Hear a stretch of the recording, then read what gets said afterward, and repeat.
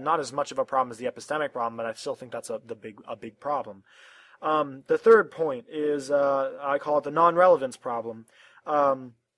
Even if it's true that God is revealing to you something is true or false for certain, it has no relevance to me because I'm not you. I can't share that conscious experience, so your case makes no difference to me, seeing that by necessity I can't understand it. Yes, I was reading that off a script. I have a little note card here, or a notepad here that has some stuff, because otherwise it just go completely off topic. Anyway, the non-relevance problem, basically the problem is, even if it is the case that God is revealing various truths to you in such a way that you can be certain of them, or that they are certain and undeniable truths to you, that bears zero relevance on what anybody else thinks, because they can't share the same conscious experience as you. I am not you, obviously. If I was you, I'd be consciously experiencing what you are experiencing, and by definition, I cannot do that because I am not you.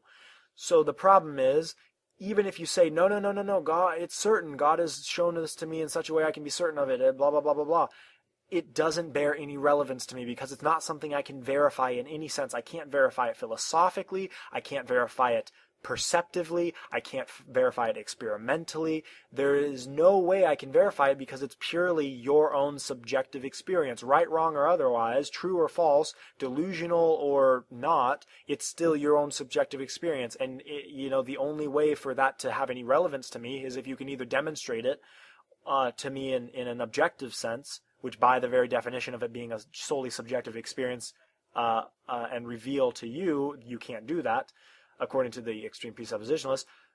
It just doesn't have any relevance to me. It doesn't help me. Saying that, well, I know that it's certain because God showed it to me for certain, that doesn't help me in knowing it's certain for myself. It doesn't, because I say, well, even if you know it for certain, even if that's the case, it doesn't do anything for me. It doesn't make me any more certain. It doesn't give me that same certainty or conscious experience. It's just you. So good for you. If that's true, great. If that's false, well, that's false. But either way, false or true, doesn't bear any relevance to me or my conscious experience. Unfortunately, I wish it were simple to be able to just take your conscious experience and give it to somebody else. I think we'd have a lot less disagreements on various things. But it's just, we're stuck in our own consciousness, as far as we can perceive things logically, empirically, and so forth. And so that's just a problem, I think, a limitation of being human that we have to deal with. The fourth and final problem that I have here, and there are other issues too that I have, it's just these are the four main ones that I have, or at least some of the four main ones I have there that I kind of thought of.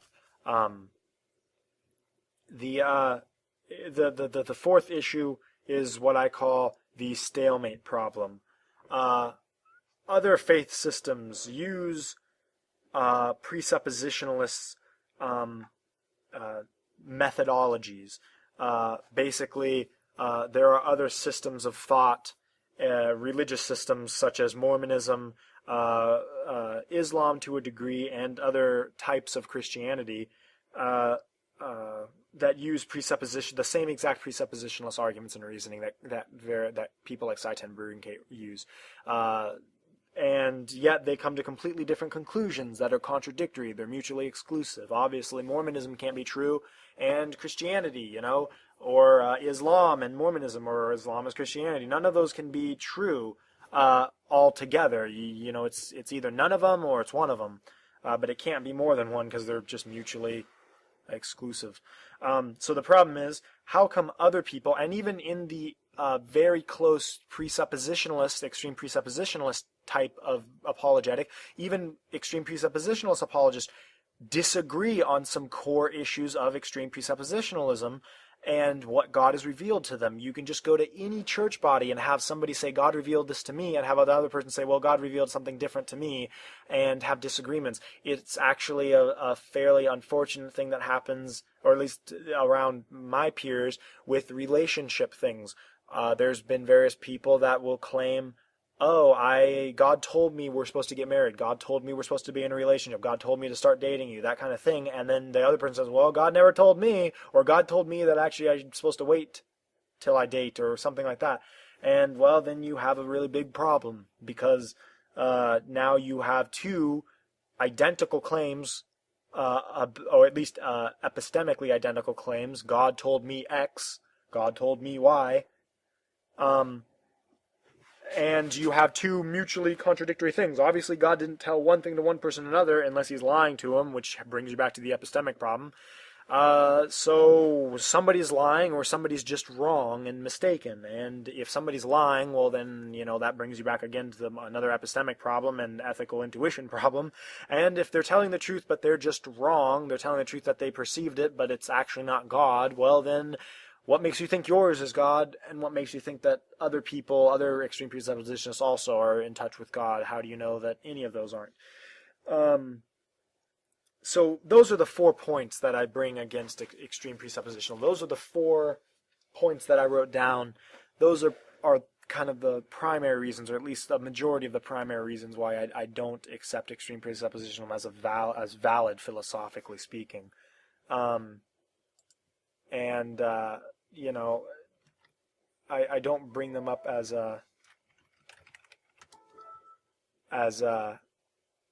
okay, I'm not sure if my computer went out here. Okay. So basically, those are